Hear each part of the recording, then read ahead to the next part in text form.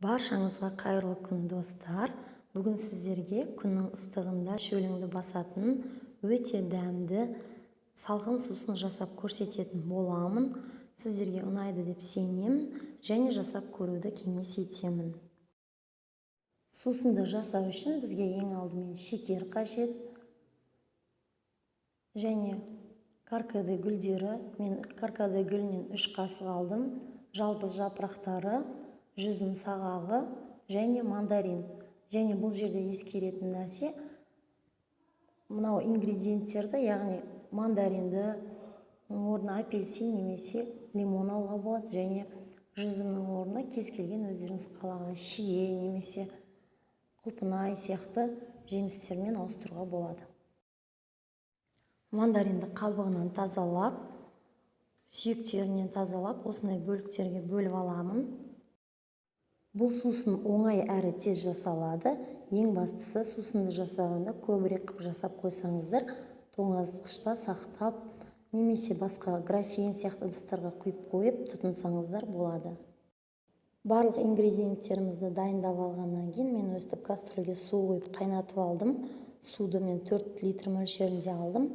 Қайнап жатқан суға каркаде гүлдерін саламыз. Каркаде гүлдерінен кейін жүзімнің сағағын салдым. Жүзім сағағынан кейін шекерді салдым. Шекерді сіздер көбірек немесе азырақ қып салсаңыздар болады.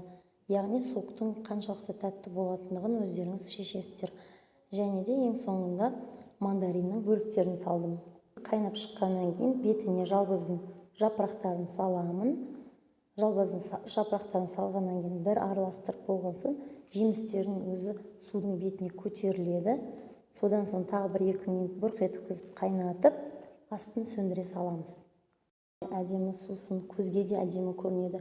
Және бұл сусынның ерекшелігі, калориясы өте аз, бірақ пайдалы витаминдері өте көп және адам ағзасына оңынан әсер етеді. Сусынды өстіп жақсылап салқындатып алғаннан кейін ішіндегі жемістерді бір ыдысқа сүзіп аламыз. Бұл жемістердің бізге енді қажеті болмайды. Бұл сусынды қыстың күні тоңазытқышта сақталған кез келген жеміспен, ең бастысы каркаде гүлін қосып жасасаңыздар болады. Сусынды тоңазытқышқа салмасаңыздар да бұзылмайды. Бір плюсы, бөлме температурасында балаларға кез келген уақытта бере аласыздар. Сіздерге осы видео рецепті ұнады деп ойлаймын. Егер ұнаса, каналға тіркеліңіздер, лайк басып, комментарий жазыңыздар. Түсінбеген сұрақтарыңыз болса, комментарийға жазып сұраңыздар.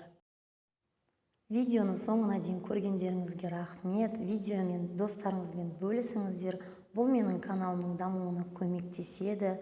Сіздермен бірге болған Айсел, қош сау болыңыздар.